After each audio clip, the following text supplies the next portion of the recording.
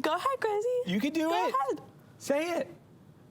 Welcome to This Is the Day with me, Griswold. My favorite person ever, Alizah. And the man who feeds me, Bo Chanty. Griswold in the house. And me, Bo Chansey. I'm out of here. He's gone. He's gone. He may come back. We got him a chair, though. Just, he can pop in and out whenever he wants. Yes. Yes. Yes, he can. Okay. All right. Liza. Yeah. It's a Bo. pleasure to have you back. Thank you. Yeah, okay. Welcome to This Is the Day. Real treat for us today. Not only is Griswold on the show, but more importantly, Liza Chansey. The one and the only. The one and only. The one, just so everybody knows, we are related. No, we're not. Yeah. You're my daughter. Can't be proven. Can't change that. No, we don't go together at all. Don't look anything alike. Nothing Don't have the same hair. at all. Not similar in any way, shape, or form, ever. Never, ever, ever. It's like having a double dose of the awkwardness here. Just painfully that. It could be. I think that's why we were both probably hoping Griswold would stay and do the whole show. I was hoping he would speak up a bit. Yeah, he was a little quiet. I always appreciate his input. I do too. He's quite the fella.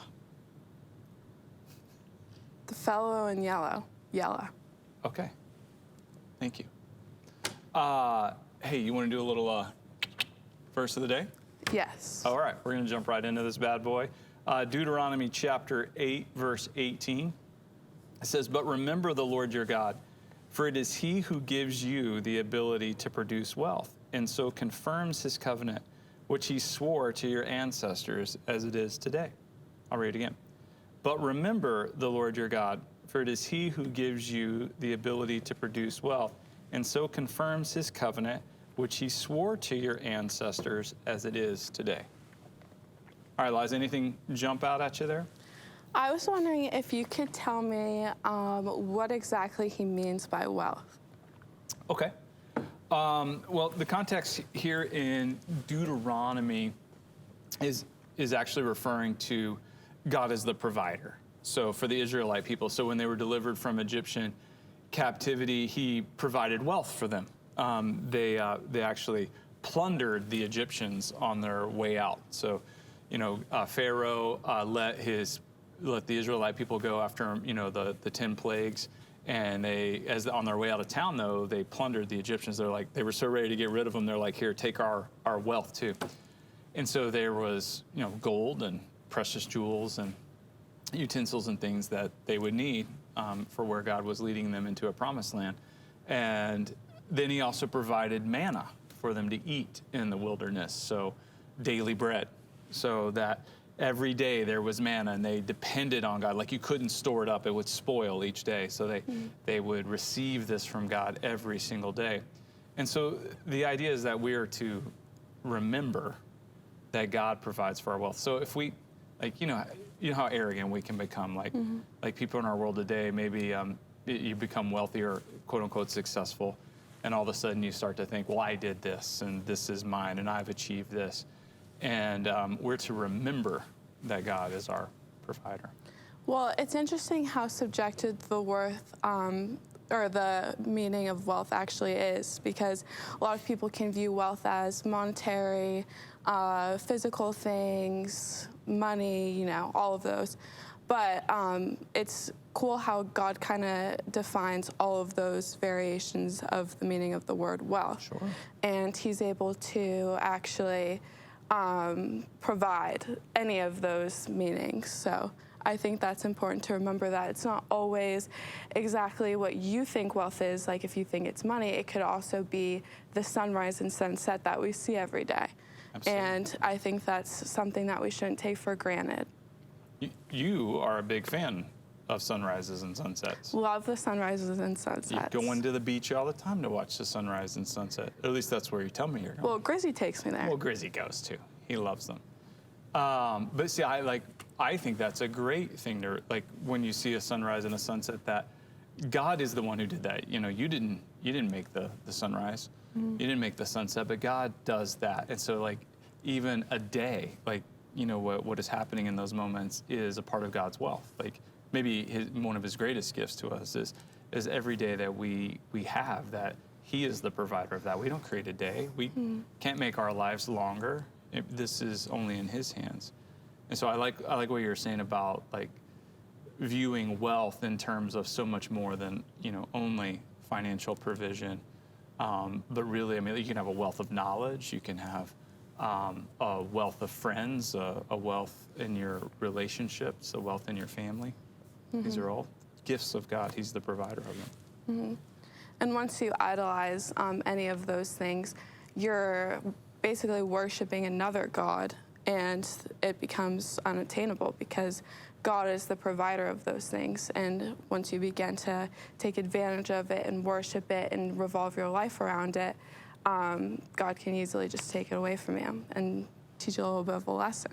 Well, there's that for sure. But a reminder too, because God wants to make himself known. He's for us, and he wants us to know him. He is a very good father who wants us to know and remember who he is. That's why it says, remember. Like, don't become arrogant in this and forget, but remember, because if we don't, you're right, we can end up worshiping created things rather than the creator, which is a recipe for disaster. Like money makes a terrible God.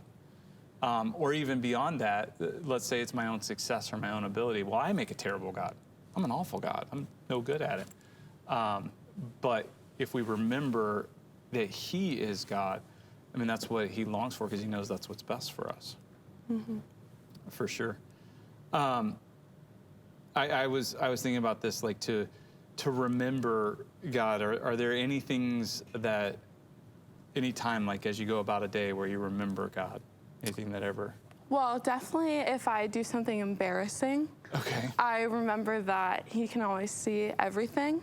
So that is a little bit humbling.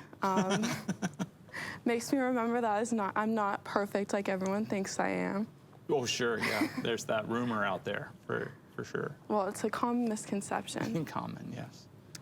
Or if I do something wrong, or I am having a bad day, or I don't think that I can get through something, those are times where I remember him as well. Or if someone does something great to me, I sometimes think that it wasn't a coincidence and God told that person or kind of reached me through that person. So those are all ways that those are the most common ways that I remember him. Yeah, those are great reminders. Like, even in the one you started with, like do something embarrassing or, something wrong, or, God's watching you. But he does see us, and he is always with us. And I think there's a great comfort in that. There's nothing hidden from him. So we don't have to pretend or hide or play all the games that we tend to play in our relationships. When it comes to God, we have a really pure relationship because he already knows us better than we even know ourselves. So that's pretty special. Yeah. To be known and loved like that. When our identity is wrapped up in that, there's such power to remember that. Cool. Well, that was fun. Yeah. Thanks. What if I had said no when you asked me if I wanted to do a verse of the day? I would have done it anyway. So I don't have any say as a co-host? You could have said no, but I still would have done it. Oh. I was just curious. Yeah. Well, maybe try it on something else. Okay. Okay. You gonna do the calendar page? No. I don't either. Don't want to skip it? Can't. Why? Because it's here, and I'm terrified of the ramifications. There's certain power that this calendar page just wields over us, and it's scary because I don't enjoy it, yet I have to do it. Well, I think the viewers would be very upset because I'm sure they cackle at the calendar page every time. I'm not afraid of them. I'm afraid of the page. Okay. I won't cower to the masses, but I will cower to the calendar page. The masses. The masses. Shush. All right. So we've got a pun. You like the puns? Sometimes, if they're good. Okay. Well, let's see how this one is. This question says, what do you call an everyday potato? What do you call an everyday potato. A commentator? Yep. Did I actually get that? It is a Did I actually get that? a commentator. I have no idea how I got that. I don't either. That was the first thing I thought of. A commentator. Yeah. That's the first thing you thought of? Well, if I wrote it, that would be my joke. And Maybe I write the calendars. You know what? It's just evil enough that you may. I cannot believe I An got everyday that. potato, Wow. and the first thing you think is commentator. Well, because we were watching basketball last night. True. And my dad over here is a huge commentator. So that was just fresh in my mind because it's so much fun. So I said that because I thought potato, tater, Yeah. tater tots, Everyday, common. Good job. tater mater was going through my mind. Uh-huh. So, Yeah. and then common happens every day. So Good job. You never cease to amaze me. it's just an ability of mine. You're very good at it. Thank you. Speaking of abilities of yours, I am particularly excited about our other calendar that gives us a national day to celebrate because today is National Dance Marathon Day. Dance marathon day. Yeah. And why? You say. Yeah, the reason I'm excited about this is because you, Liza, have mastered a specific form of dance that is underrepresented and underappreciated in our world at large. 100%. Yes. And it is an absolute honor for me on National Dance Marathon Day to really unveil to the This Is the Day family a talent so rare, like a once-in-a-generation talent Right. for hand dancing. Liza is a world-class hand dancer, which if you're going to do a dance marathon, I think this is the best way to do it is with hand dancing. Would you honor us with some hand dancing for the This Is the Day fam on National Dance Marathon Day? You know, it's difficult for me to humble myself enough to just be willing to share my ability Yeah. on something like this. Yes, that checks out. Platform like this. Uh-huh. But since you put me on the spot, I guess I must. You must. Is it okay if I join you? Well, are you going to drag me down? Yeah, oh yeah. There's no doubt about it. You can only join me if you move back a little bit and I'm the backup dancer. Okay, I'm in the background. I'm back here. Oh, you actually. Yeah, okay, I I'm mean, I sorry. actually meant I it. apologize. So, Okay, is this far enough? yeah, that's all Okay, right. all right. So we have some music. Start off slow, and then we're gonna work our way up when the beat builds.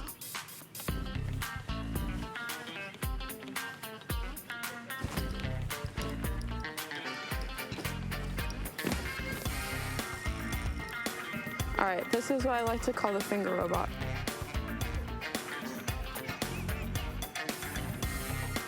The sprinkler.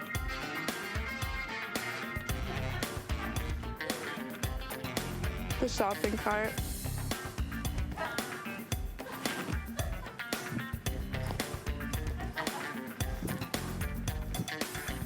Reset.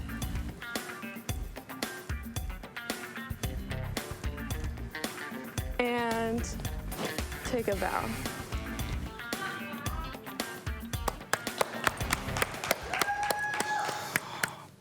We're not worthy.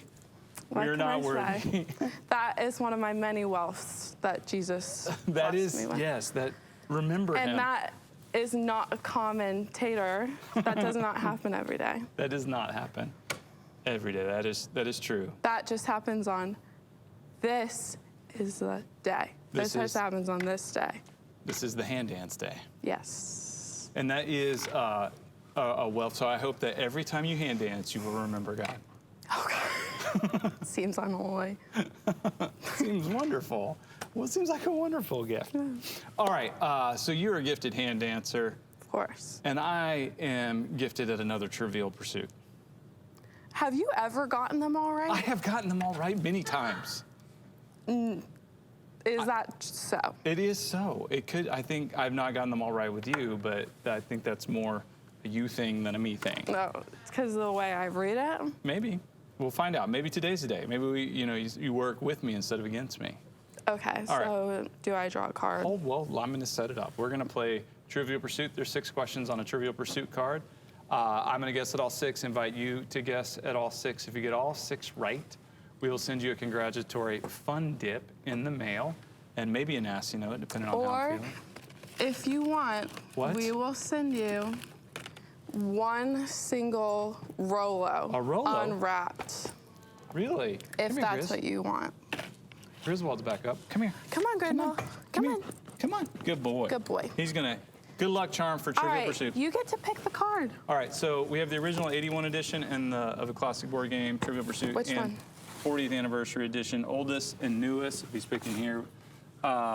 So, which one you want, bud? Grindel. Old or new? Which one? I don't know. Which one? Pick. Up. I think this one, right? You went new. Okay. You went new. You went new. All right. Okay. So, Griswold, we're going to guess at all 6 here. Let's go. Come on. Got this. Come on. Give me 5. That's Oh, good boy. Okay. Are you ready? I'm ready. Griswold, you ready? Ooh. Okay, that's a song. Blue? Blue. Geography. Geography. Which country is home to the city of Bratislava, the only capital in the world that borders 2 independent countries? Griswold. I don't think we know this one, bud. Can you read it again? Which country is home to the city of Bratislava, the only capital in the world that borders 2 independent countries? So I gotta name the country that that's the capital of? Yes. Okay. My answer is Yugoslavia.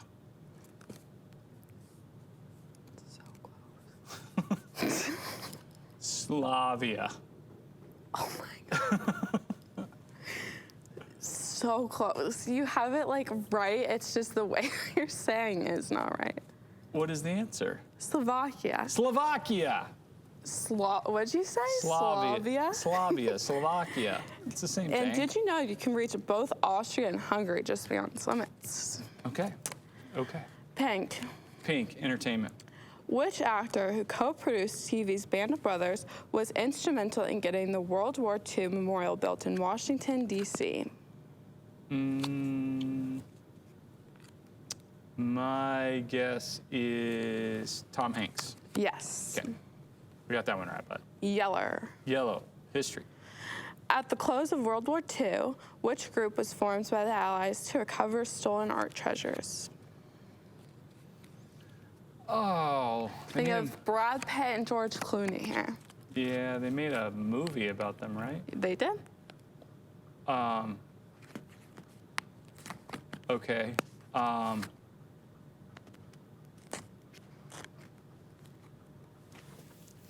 Why? I gotta name the group. Mm-hmm. They were the. I don't know the answer. The yes, Aristocats. You do. The Aristocats? Aristocrats. Think of the movie name if you know it. I don't remember. Monuments Men. The Monument Men. Obviously. Yeah, I didn't remember it. Purple. Art and literature. Which creature in a classic sea tale took shape when its author was inspired by a snow-capped mountain at his country's home? Say what? Which creature in a classic sea tale took shape when its author was inspired by a snow-capped mountain in his country home? In his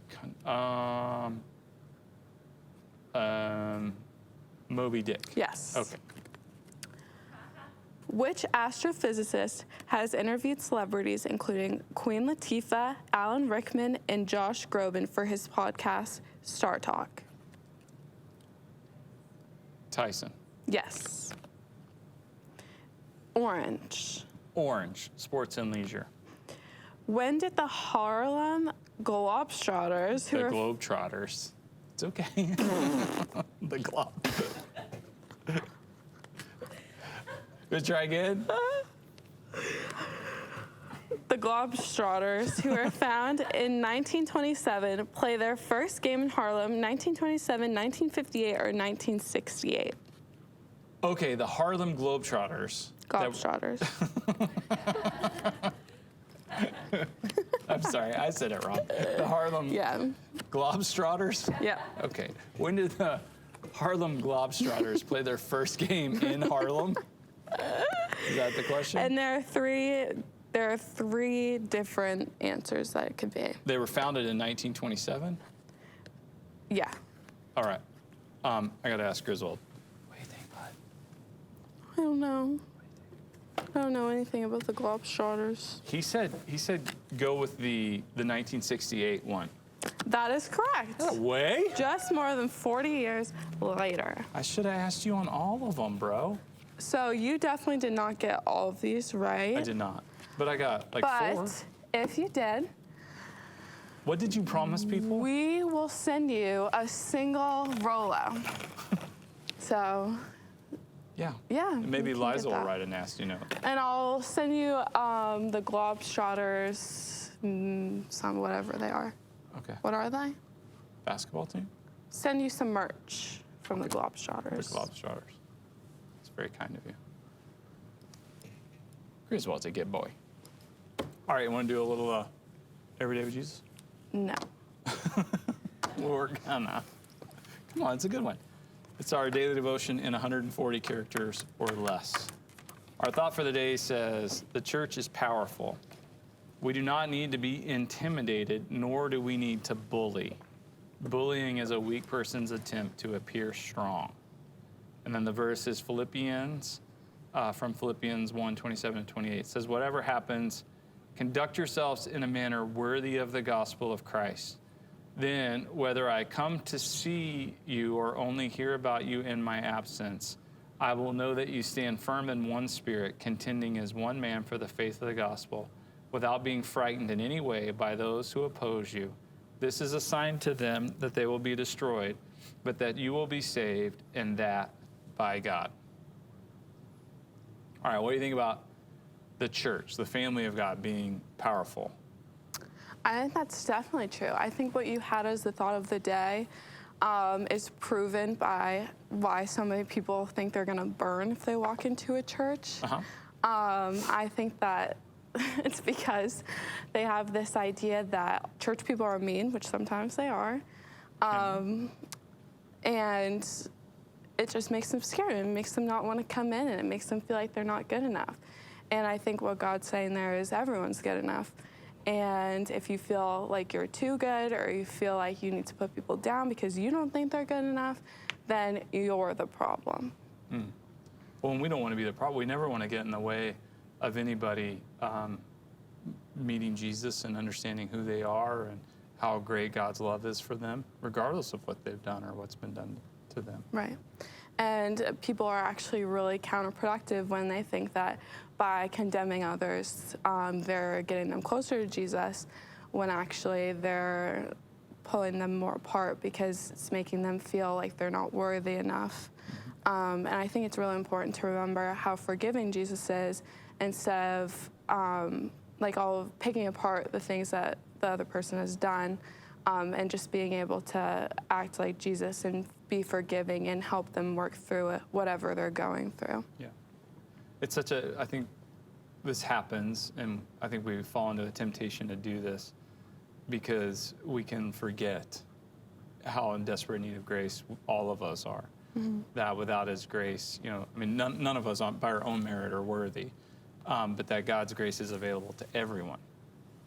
And, me, you, and all of us, and we're all in equal need of grace. It's not like I need it more or you need it more. It's like we all need grace, and grace is provided to everyone. Without, God doesn't find fault in that. He's like, yes, I will give this to you. And one of the things that happens is we can forget that with this power of being God's family, there's a great responsibility with that, to be wise in that. So there's a word in the Bible, the word is meek. And Jesus was meek, which means power under control. And meekness is not something that we see or tend to value very much in our world today, but rather we may even like look at it and roll our eyes, or if you have power, you need to flaunt it. Like we were talking about with wealth. Like if you've done this, and you have this wealth and you've accumulated this wealth, then you should probably go out there and flaunt it and make sure everybody knows it, and always be showing this so you can get the upper hand, or say I'm better, or I've somehow achieved. But like in that earlier scripture, what we're doing there is we're not remembering that God is the provider of whatever that is, and that he has authority over, and we've lost sight of that. And that does prevent people from encountering him and seeing him as well. Mm-hmm. And so whatever we have, it's a gift from God. And so we don't have to be afraid. That's the other thing too. Like sometimes in our world, local churches or even the church at large can be afraid, like politically, right? Like our rights are being taken advantage of or something like that. And it's like, no, we're fine. We're okay.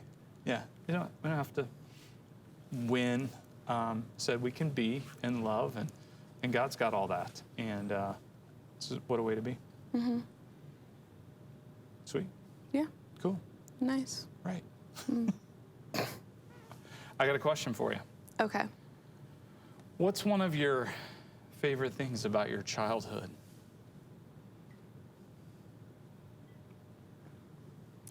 My favorite things about my childhood. Well, the time you threw me down the stairs was pretty fun. I didn't throw you down the stairs. Remember?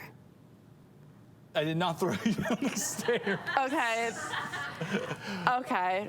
I realize how that sounds, and I didn't think about it before I said it, but you did.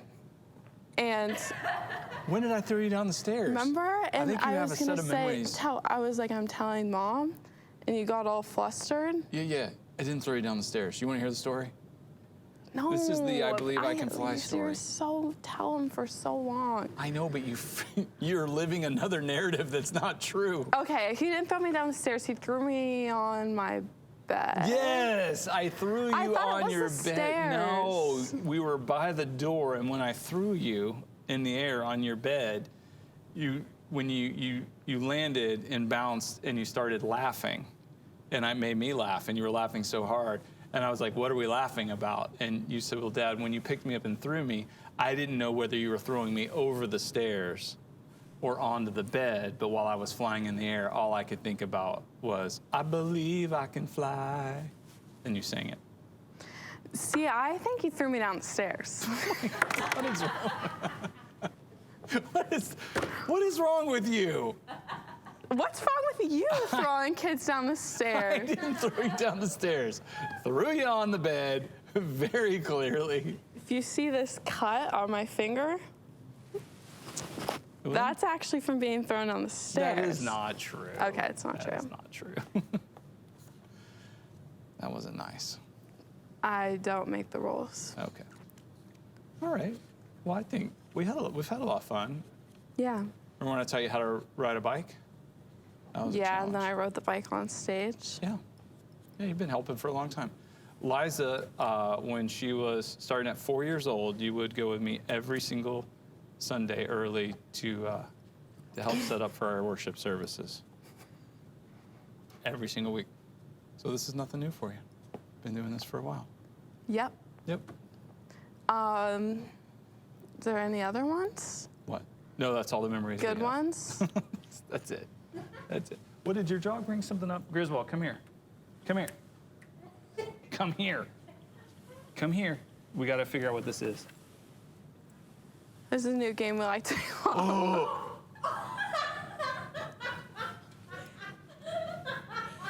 I think that's a baby hat.